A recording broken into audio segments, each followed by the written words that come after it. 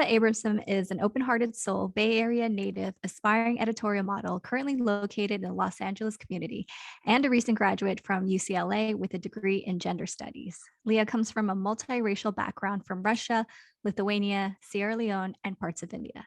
As an inspiring model, diversity coordinator, fashion fanatic, dancer, and music lover, Leah is currently detoxing from the madness of her long academic career in hopes to continue her spiritual journey to guide her towards a genuine and creative career path ahead. Welcome, Leah. Hi. Hi.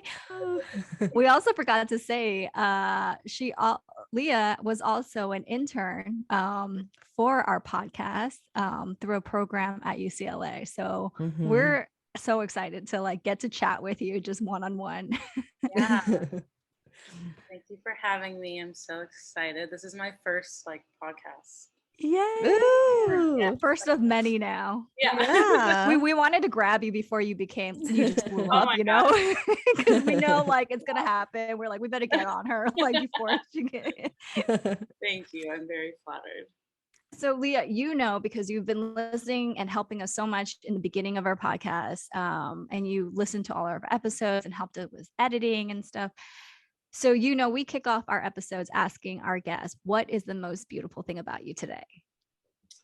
Yeah, I was so funny. I was moving around, doing some yoga this morning, and I was like, they're going to ask me that. And I don't know.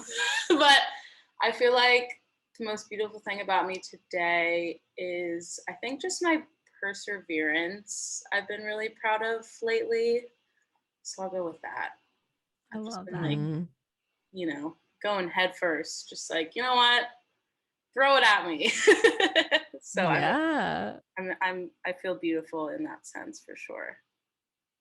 That's really, so many of our guests have been giving us answers about their strength and resilience. And I love that. I love this, how this endurance and stamina and ability to adapt to what comes our way in life. Yeah. Has meant a lot, has shown people a lot of their own beauty and strength and power. Really? So Leah, you have such a diverse racial background, and it's when I read it and hear it and look at you, I feel like I see all of those things. Oh.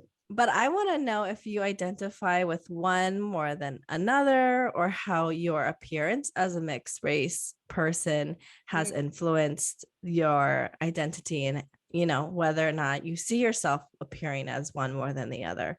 Absolutely. Yeah. I really love that question. I have a very interesting relationship, I feel like, with my racial background, because I actually wasn't really introduced to it in a way that I was able to have open conversations about it with my family, because it just wasn't really addressed.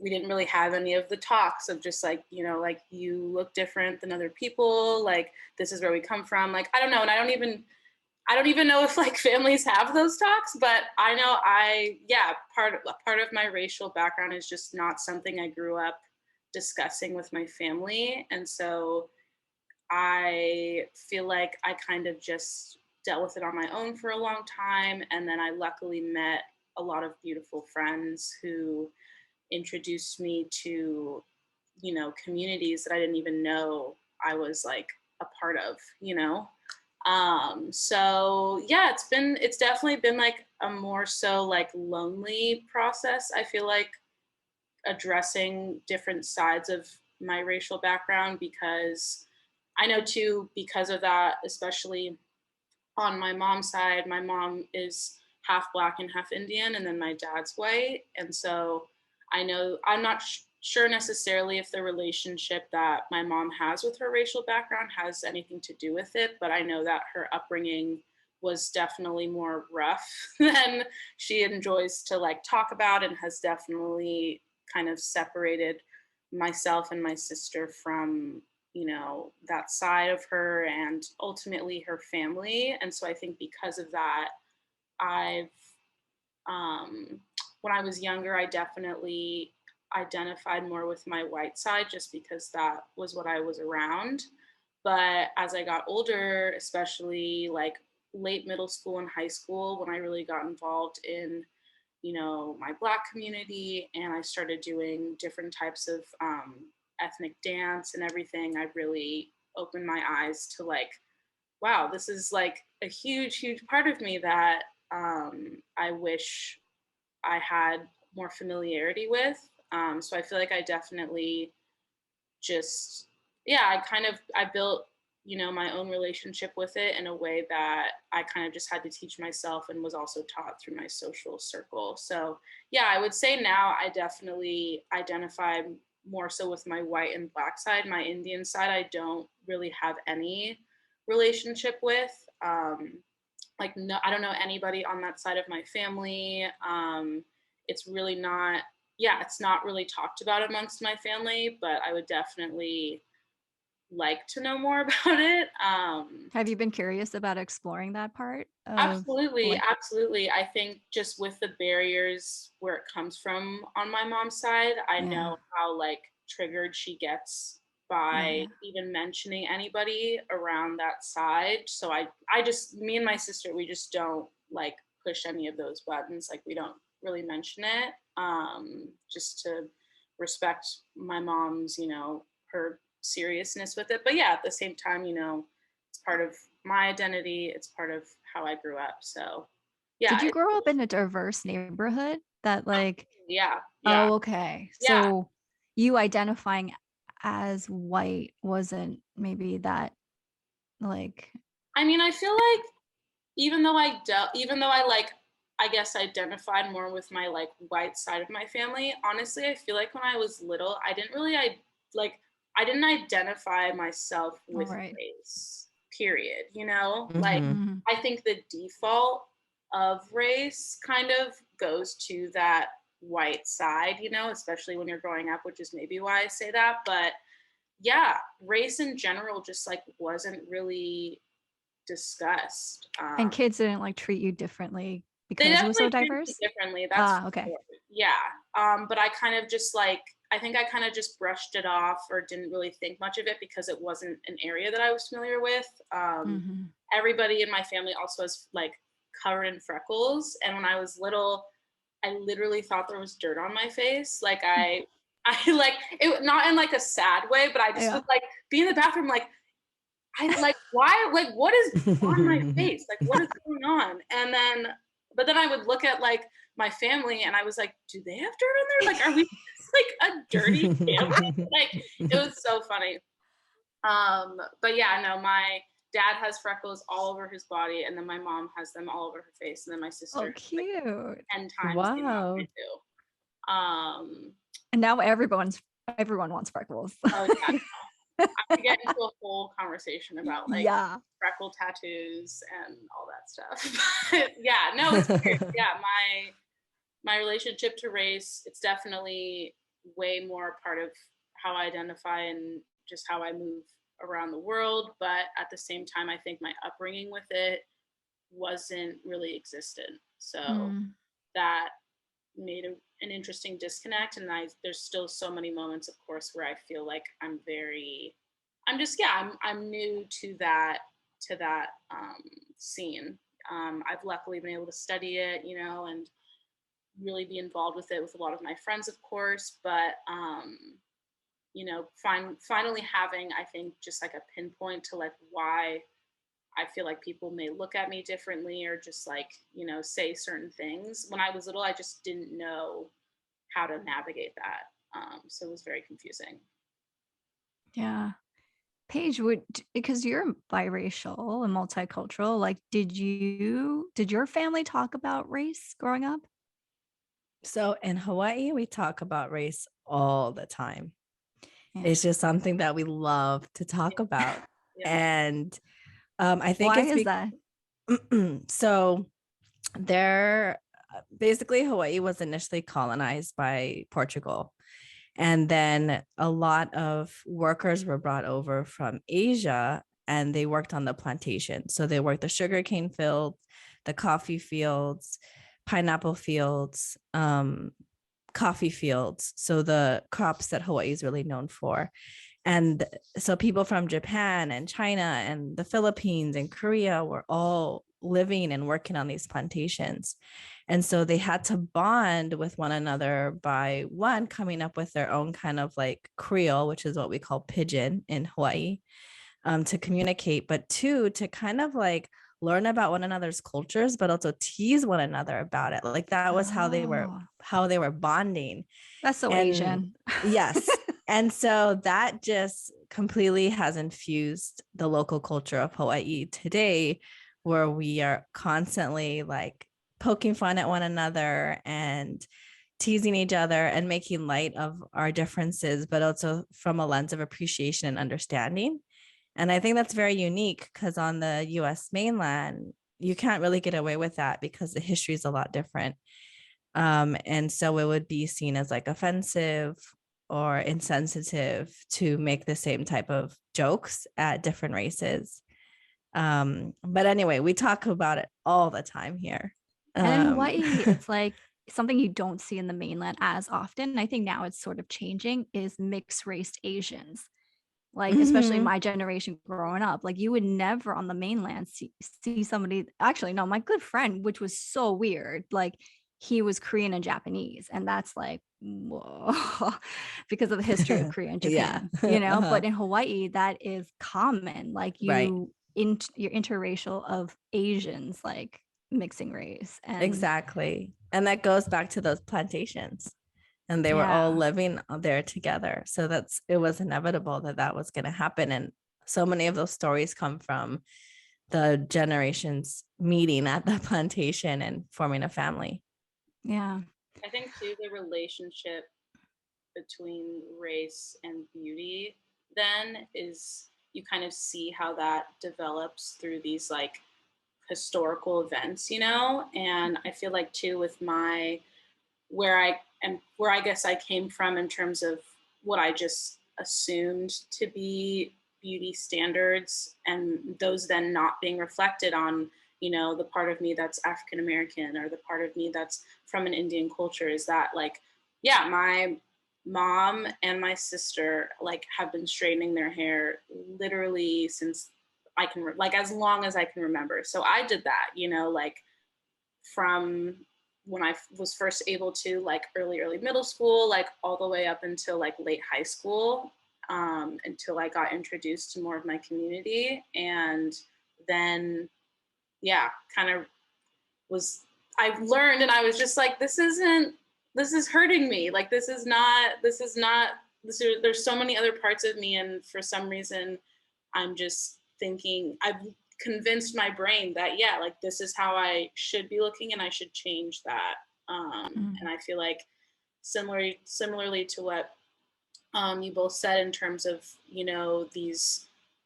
these different, cultures that coincide with each other. I feel like in a way too with, this merging, I think at least what we can see with like a white and a black merging in a way, like how that translates into like what beauty standards we then, feel we need to express versus just like, yeah, how we feel. So yeah. it's a weird process. Yeah, I mean, I think like reading your background, Leah, and then seeing you, I was just like, whoa, this is the future. This is what Yeah. future looks like. It's not just being biracial, it's being Right. multiracial, Yeah. multicultural, Yeah. and it's just so cool. Like Yeah. it's like, No, I it's mean, it's it's literally an embodiment of like intersectionality, I think. exactly. Like it's literally what that word is pointing to and how all of these cultures can literally be in like morphed into this like Human person being. walking around. Yeah, like um, yeah, it's crazy. It's really Well, weird. let's talk about your studies because Yeah. you Oh my God. graduated in gender studies. I And do. when we first met, I was like, what is this? And then when you were explaining, I was like, oh my God, I want to go back to school and I want to study this. Yeah. So Yeah. can you tell us a little bit more about what gender studies entails? And then has this influenced your perception about beauty in the world and within yourself? Absolutely. Yeah. I feel like what's really I don't know, gender studies in itself is a very beautiful yet frustrating degree, I think, to be in, especially like I didn't like I for instance, like I didn't start out in gender studies. I first was going to go into psychology and really was unhappy with just how outdated it was and very just like cis white male centered it was, and found a lot of issues with, topics regarding mental health to then be centered around, not specifically to, different cultures and stuff, which is then when I found gender studies. And I feel like like finally finishing the degree, I finally understand what it entailed. Like, because so many people would ask me, like, yeah, why did you switch? And I knew why I did, because it was just kind of the thing where, like, with the classes we take, like, you just had to be there. Like, it's so dense, like you just had to be there. Like, it's hard to sum up, but I think what I've taken away from it and what I feel like is important for why everybody should at least take, a class in it or two, is because it reprogram helps to reprogram your brain to critically think everything. Like Yeah. every kind of policy, social interaction, just thought that you have in your brain, and makes you reevaluate, why, okay, I learned this thing. Why did I learn it in the way that I did? Who am I learning it by? What was happening, at the time when this was introduced into education? Like, it literally helps to study and theorize why we've chosen to look at knowledge, power, all of these really big things that our society is built on, why it's set up the way it is, and how in itself it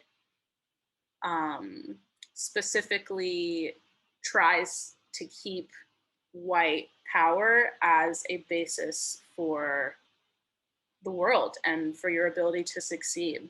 Isn't it weird? Like, this is what we should, like, this should, we should have been taught how to do this from like day one in kindergarten, right? Yeah. And when you look at education, like, I was teaching a doctorate class, and I spend most of the time teaching these students that are much older, Mm-hmm. training to be doctors, to think critically. Yeah. Just because it's published in a scientific journal doesn't mean anything, Well, that's right? It's so like, important about the aspect of like credit and criteria and, peer reviewed. So much too of gender studies is with that ability to critically think.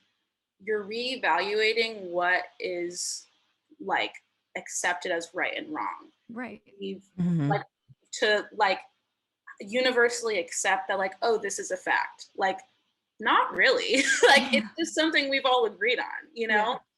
So it's And it really, could be right for a yeah, certain group of absolutely, people, but absolutely. not, that doesn't mean it's the truth, Right. right? And it doesn't mean that it's the truth forever, I think, is like the biggest thing. Yes. And which is why I was so frustrated with psychology, because, I'm like, wow, like I'm going to be able to study about mental health. And my dad's a therapist. And I always was attracted to just, yeah, like having conversations with people about their personal life. But like, I would sit there and kind of do unconsciously what we do in gender studies, which is just like look at an assignment or a reading and just be like, so much is missing. I feel like I just feel like there's so much that I don't know about. And then when you get lumped into this super creative, fun way of learning, like in gender studies, it's pretty scary, because we're analyzing such large parts too of like how we learn. Like, I took a class analyzing education as like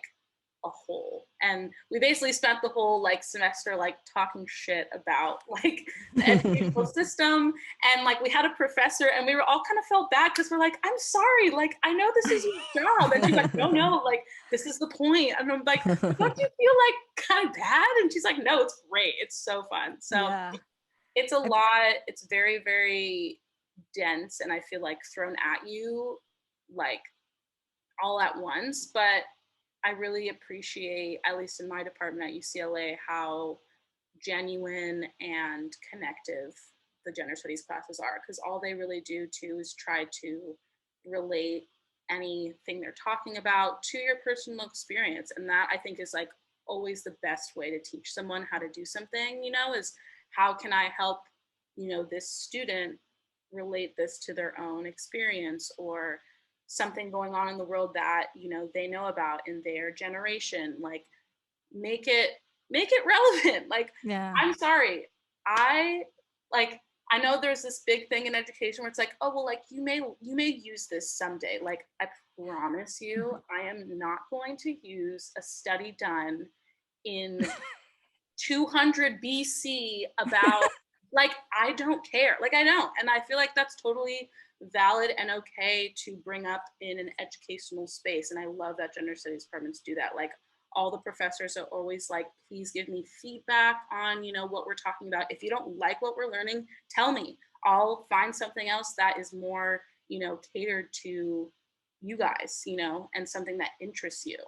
So how has this influenced your perception of beauty within yourself, or like how you see beauty in the world?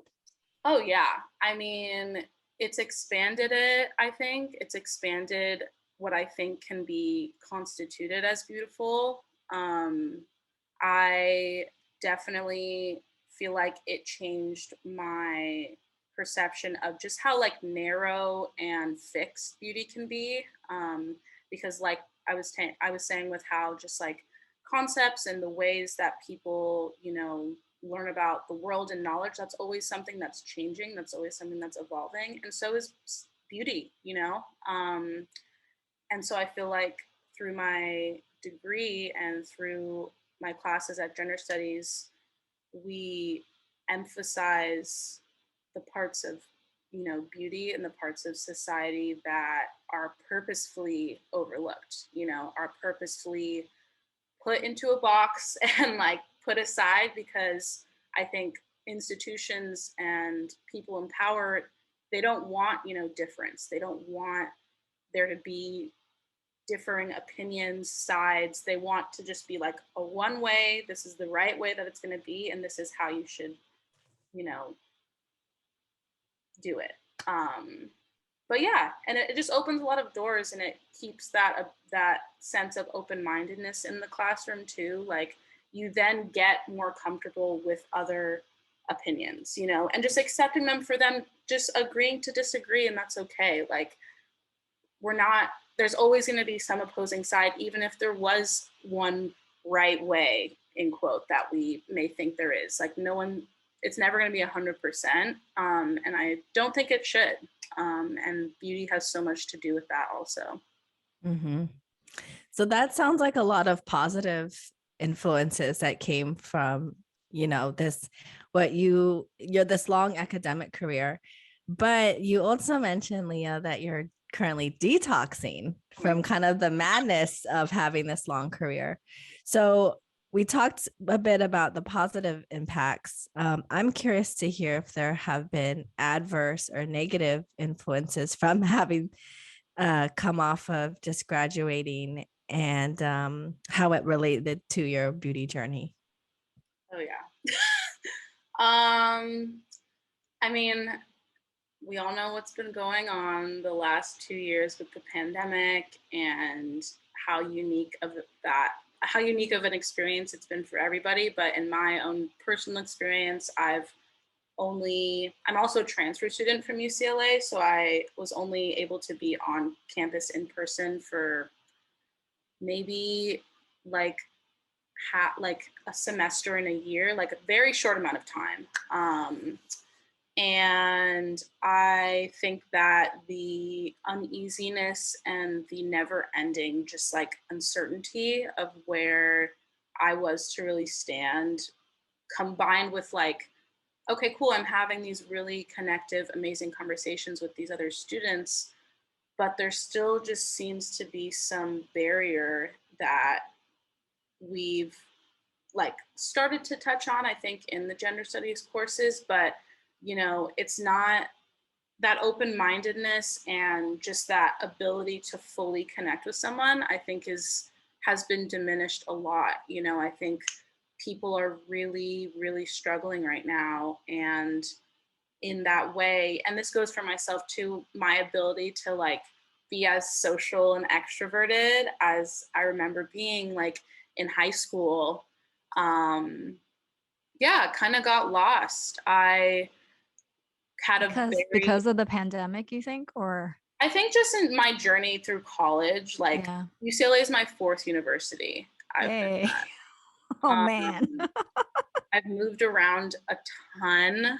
I have made very little, if not any, friends from college. I had a lot of like personal, just like issues go on in like my living situations with roommates and, you know, just like robbery and just a lot of outside, you know, issues going on while I'm in this like dystopian college experience that like I'm supposed to be having.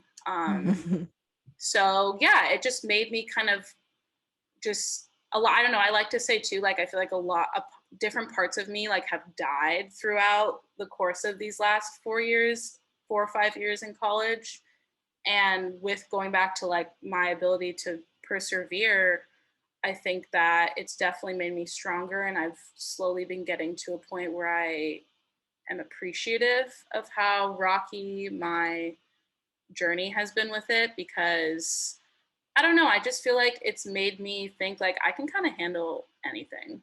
Like Oh man, if I I love can go this. through all of this, like like that's what I mean, like throw it at me, like I will deal with it, because I know that I can, and I know that my biggest like motto in life is it's happening for me and not to me. It's happening for Oh. me to become who I'm meant to be. It's Where not. does that come from? Is that something that like that you grew up with, or is Oh it something that no. you learned on just I mean it because you know like I feel like I meet two types of different people. You know, I have complex PTSD, and so I'm naturally drawn to other people who just have a really fucked up life. I'm like, cool, we speak the same language, you know? Absolutely. But as I come across them, I feel like there's two types. And I had a conversation with a friend of mine about this because she's similar. And she said, I swear to God, I don't think I can handle another trauma. She's like, I'm done. Like, I don't want this anymore. I've had so many.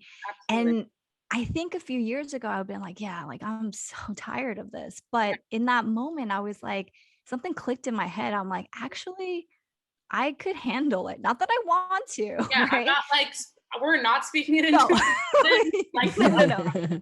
yeah. But I can handle like more. It was such an empowering shift in my mind and my brain. And it was literally like how you said, like, I feel like just come at me, bro. I have everything I can. I have all the tools to figure out how to process the next trauma. And if I don't, I know it within me that I will find a different way. Like, and I think it's like, I don't even know where that came from. So like, Yeah. where did it come from you? Like, I mean, I think similarly to you, I think just like being forced kind of into these situations where I didn't really have a choice, you know. I feel like I like some like with what you said about tools and everything. I think that the more I've gone through the hard times and I've developed different ways to cope, you know, I can use those as kind of like, yeah, a backbone to like, okay, like I know these things made me feel good and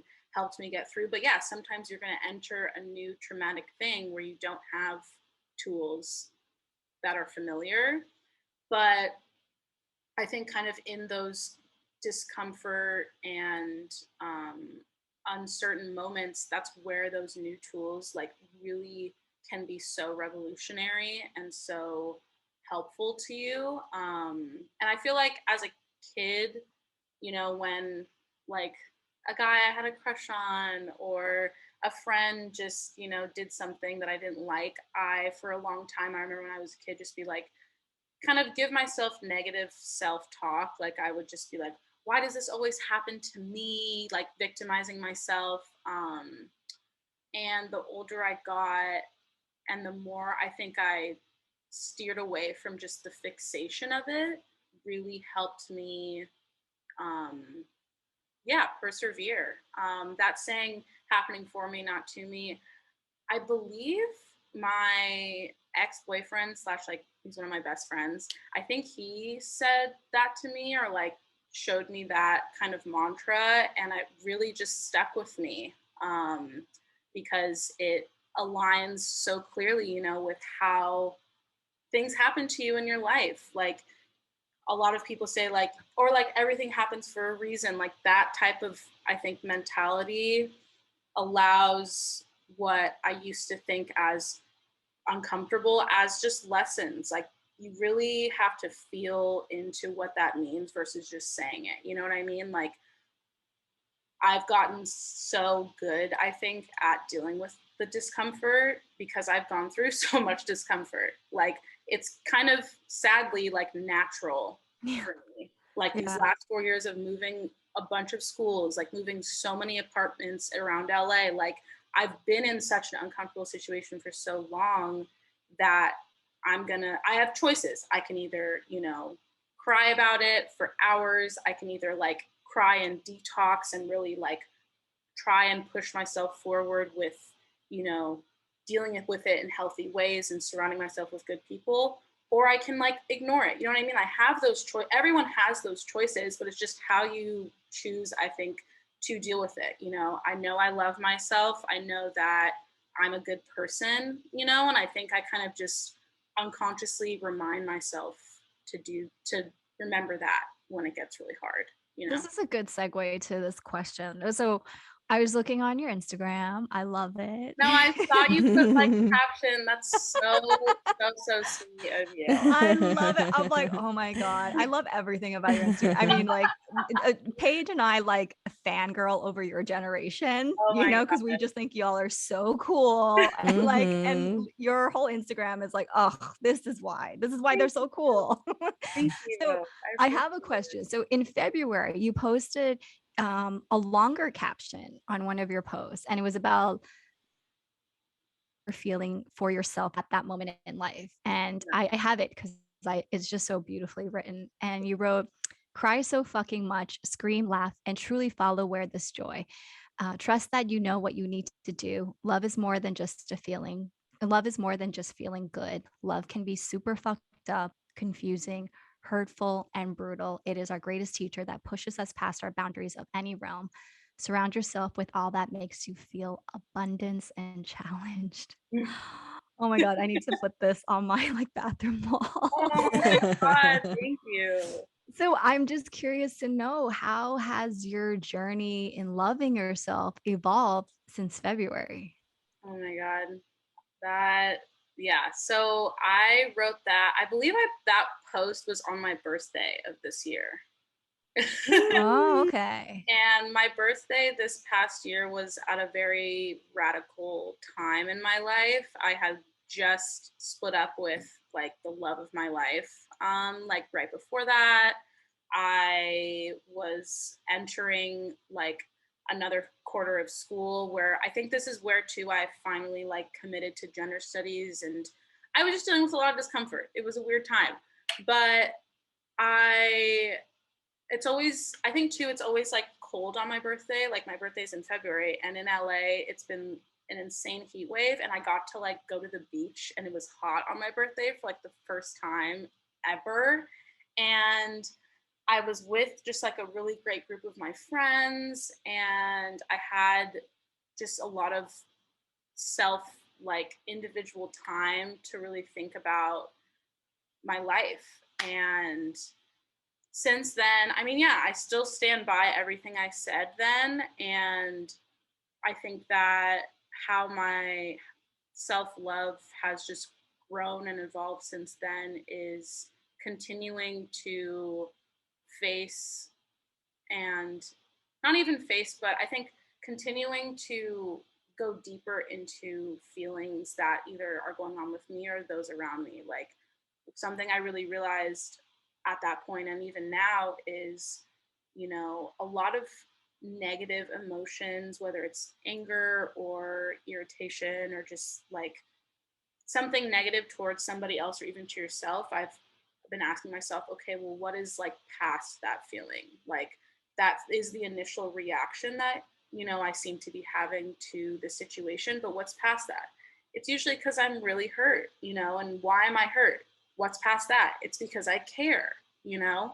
And, you know, I was separated from my boyfriend at that time, and I was really hurt by it. But at the same time, I've been through breakups before and I hate that whole process, but I was trying to uplift myself in a different way because it was just like a different kind of breakup that I hadn't had before, where it was actually positive and like very uplifting. And when I was going through those, you know, levels of why am I feeling this way, and I got to that caring, loving part of it, it shifted my whole, I feel like, premise of like why we get sad or feel so much hurt is because we love so much.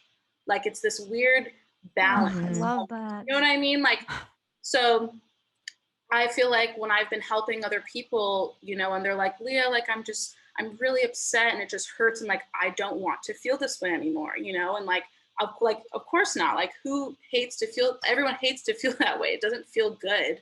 But if you rework that idea of hurt and think like, no, I'm feeling so much because I love this thing so much. Then if I didn't care about it, I wouldn't be feeling so much, you know what I mean? And so it's kind of beautiful to help kind of navigate your own feelings in that way. And it really helped me then process whenever I'm going through something uncomfortable, because I know that on the other side of that discomfort is just my ability to care and love something so much. Like it goes past the want or the need for it. It's just like, no, this person or this thing is part of me. And because of that, I'm going to feel as much as I'm going to feel about it. And that it's a level of like surrender, I feel like, to feeling that I like never understood before, because I was always just trying to like get through it or, you know,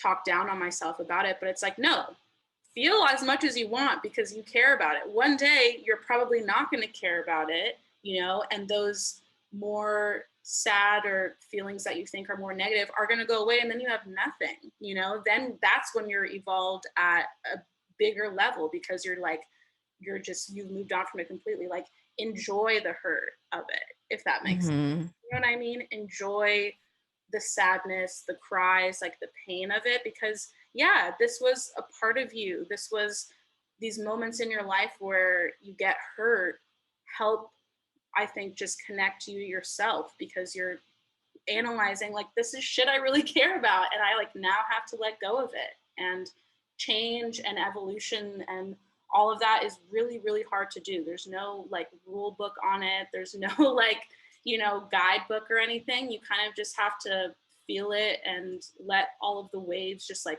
crash on you. Like it really hurts. It sucks. But man, as a Virgo, like I'm like, yes, I want this, but I am so terrified of this. Yeah. And like letting go of control. No, and that's the thing. I'm an Aquarius, and I have a horrible relationship with change. Like, but that's what I thought you'd be okay with it, because you're Aquarius. It's more. I have a really hard time with change. I like control. I like, you know, knowing what's going to happen. And when things, you know, are different, or they become uncertain, or they become unstable for me, I get really, really uncomfortable and scared. But I think what's your Chinese zodiac? Do you know the animal? I think I'm a rabbit. I'm a rabbit. Yeah. I don't know. I don't know like what that means. They're very adaptable, quick to change, lucky. Yeah, but I'm not good at it. But you are, because you just gave us like a whole TED talk, and I'm like, yes, I'm all about this. Where do I buy the book? Just because I'm like, I'm well in communication about it does not mean I'm good at it whatsoever. It's hard. It's really hard. But, you know, these are just things I write in my journal, and I try and like teach to myself, because I know what I need to do. You know what I mean? But it's hard. It's uncomfortable. It's scary. It's unknown. Like, I like knowing what's going to happen next. A couple of things that I was thinking. One is when I was in middle school, I remember I saw this sign somewhere. And this was like, I think, middle school, just like really emo, a lot of, for my generation, it was like boy band central and Brittany and Christina. And I just remember it saying the sign that was like, I would have rather have loved and have lost than have never loved, right? And then I also think about when I was in college, a professor actually I forgot how it came up, but he was saying that if an angel were in heaven and had the opportunity to come down to earth, even if it meant they were going to have an extremely painful life full of suffering, they would still choose to go just to feel that capacity of emotion that the human like realm has. Absolutely. And that also really impacted me in college, because then again in college, when there are all of these tumultuous relationships and breakups and heartache, and I remember putting like that was a huge perspective for me. I was like, oh dang, like I can see that though, because of what you're saying, like the amount of love that went into that, then that deep hurt and pain, Yeah, like you wouldn't have traded that. happy feelings. I think, especially in my like quote that you guys liked, like love is not just happy. Literally, like what you're saying, love, like it's not that you're just done with any kind of love. Like it's still there. It's a different part of it that we don't like to address and feel. Right. So Leah, I spent 10 years in the Bay Area, which I know is where you're from as well. And you shared with us how growing up you identified predominantly with your white side, though you were in a diverse neighborhood, you still felt like you were treated a little differently. Then in college, you got to discover your other identities and become part of those communities more. But now you're down in Southern California. So people from Northern California and Southern California are always comparing the two different cultures because they are quite different. I want to know for you, now that it's different times of your life, but you lived in two different areas, what the big differences were culturally when it comes to beauty and how that impacted you. Yeah. I think that what I loved about having more of my like foundation of beauty and just life in the Bay Area is it's definitely a lot more of a smaller community kind of lifestyle. LA is very spread out and there's a lot of different areas. And while I do think the Bay Area and LA, they both have so many different communities. Beauty, I think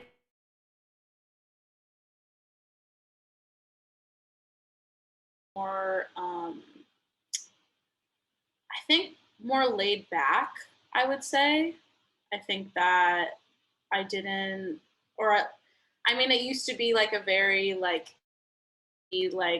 wearing no shoes.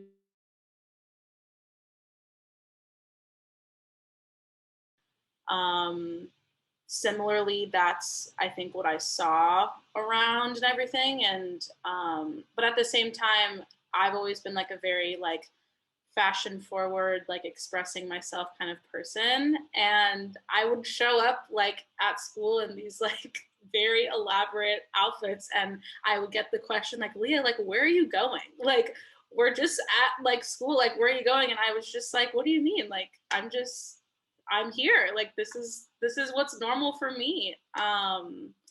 So I definitely, just wanted to dress to impress myself, and that was really fun to do, even if it was in my small town of Berkeley. And then yeah, I came to LA, and oh my god, LA, I mean, it's where like I was one of, I'm sure, tons of people in Berkeley who were like that, and then all of those like few people usually come to LA, and everybody in LA is like that. Like it's all of that. And I mean, I don't know.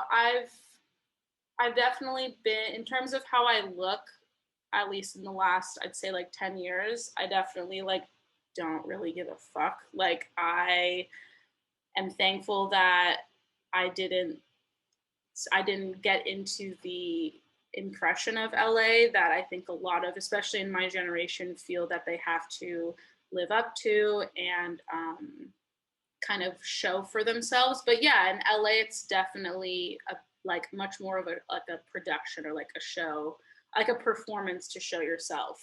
Is it more pressure? Yes, I think Yeah. it definitely is. I don't really succumb to it, but I know that a big thing in LA that I've seen is, it could be, young 20-year-olds my age, or even I've seen like high schoolers and like having designer like material things is like a really big thing. Like even if you live in like a studio apartment, like it's weird. It's like Mhm. it's it's very material focused. Oh man, how do you date in LA? Because I dated a dude from LA and I was like, yeah, this is gonna be the last one, bro. Like I cannot deal with this because I'm from New York, which is so yeah, different. It's not even California. yeah, So to a New Yorker dating an LA dude, it was like yeah. blowing my mind. I mean, dating, let alone like friends, like people Yeah. in general are just really, really weird here and get kind of surprised even when like they find out that I'm just like a lot more genuine. Like I've had so many people say to me like, "Oh, you're actually like really cool," and I'm like, "Thank you." Oh But my God, that sounds like a quote from Mean Girls or something. yeah, no, it's like passive aggressive, kind of like a microaggression, but like thanks. But a lot of things that me and the few friends I have we talked about is that a lot of relationships here are very transactional. Um, Oh, yeah. so it's Mm. very much about like what does this friend like what can you do for me in terms of Yeah. like your popularity, your um with yeah, like with your beauty level, like what can you provide for me? Do you have like a lot of followers on, TikTok and are very well known? Are you rich? Are you friends with this person who knows like Kylie Jenner? Like, it's just Yeah. It's where the where can hustle I of living in a big city. yeah, where can I get in there? Yeah, I think is the biggest thing. But I think that's also in a weird way what attracted me to LA is that hustle aspect. Like everybody here is on their grind, which I appreciate, And I mean, they have to. It's fucking expensive. But like, so is the Bay Area, But the difference, I think, with the Bay Area in terms of that sense is it's a lot more neighborhoody, family oriented, inherited kind of money and stuff. And here it's like, no, I'm going to work, I'm going to network, especially like I'm going to go to these different events and try to get myself shown in that way. And it's definitely a lot of pressure and goes with, how one is choosing to present their beauty. And then in order to be, I think, recognized, like, I think that's a big thing. It's like, okay, if everybody's expressing their beauty in this cool, expressive way with all these cool styles and stuff, like then you need to stand out, 10 times more. Yeah. And I'm in the process of, hopefully getting into the modeling industry, and like that's bizarre. Very competitive, and yeah, with kind of how I want to navigate it, it's a lot more radical, and I'm coming from it in a much more genuine and inclusive way where I just want to like connect with people and not just be this like mannequin and be like, you should look like this. Like that side of modeling is not how I've wanted to approach it. But yeah, I think LA and the Bay Area, they're both very well known cities, but one in terms of beauty seems to be more based on the performance of it versus the Bay Area, I'd say. Yeah. I think like you hit it when you live in a big city and things are transactional, Yes. how you look Yep. plays a huge part of how far you're going to get in the game. And Yeah. like in New York, that's definitely how it was. And like even when you go to parties, it's all about like, what do you do? What do you do? And it took me a long time to like,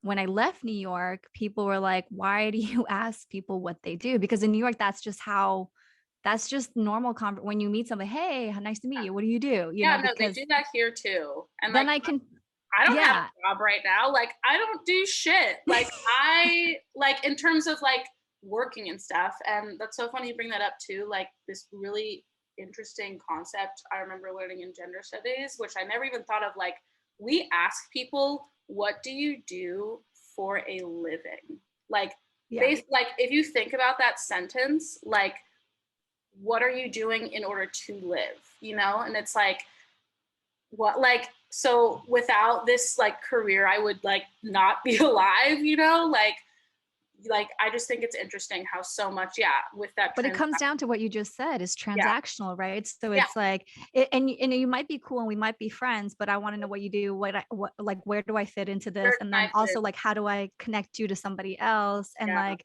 even now I still do it. Like, Really?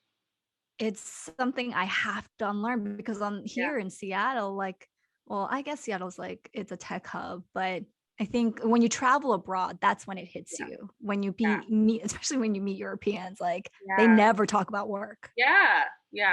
And I think too, it's hard for me to kind of analyze beauty other than how I experienced it more of as like a kid, just because like, I think kind of as an adult living in the Bay Area, I'm sure it's, I think it's becoming a lot more tech based, and you know, it's a different life. Like my sister, she's decided to stay in the Bay Area. She lives in San Francisco now, but I'm sure for her too, like being an adult versus a kid and where beauty kind of lies within that, like one with a kid as an influence more, and then one as an adult as like utilizing like the tools and the transactions and having it kind of catered more to your career. I think that shift is very interesting.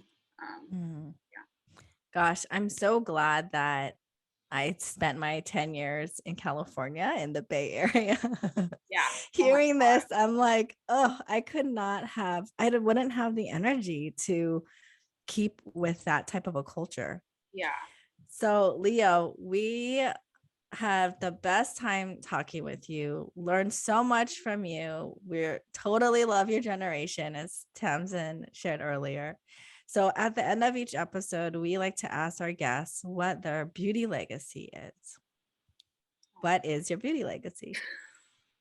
You know, this question was about to come. I know, but I forgot. That's good because it's literally like whatever the first thought that pops in your mind when we say this, that's the one. I think, my beauty legacy is to always be as open as you can for things to just like radically shift, I think is my beauty legacy. And it's an ongoing process, and I'm barely at like step 2 out of the 1,000, but to just like enjoy it.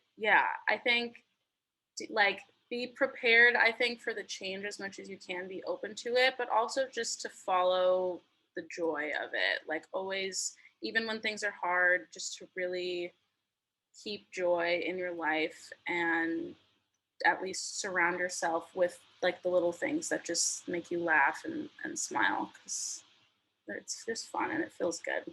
So that's my legacy. I love all, this. like, the deep stuff I said. I'll leave it at that. Oh my God, this was so amazing, Leah, because when you came on board, we didn't really get a chance to like talk and chat and get to know you. And I think the first time I really got to know you is when you were interviewing me for your class. And your questions were so thoughtful and deep and like, and I usually don't like people and I'm very hard on people. So this is like, you know, I was so impressed. And I'm like, who is this woman? Like, I need to know more about her. And so it's just, you're an incredible person. And like, I wish you all the best. And like, I've learned so much from you during this hour. And I want like our followers to stay connected with you. So we're going to have all your information in the show notes, but like, you know, tell them this episode comes out much later, but tell them where they can find you and how they can connect with you. Absolutely. My Instagram it's my middle name. It's Hazel Abramson.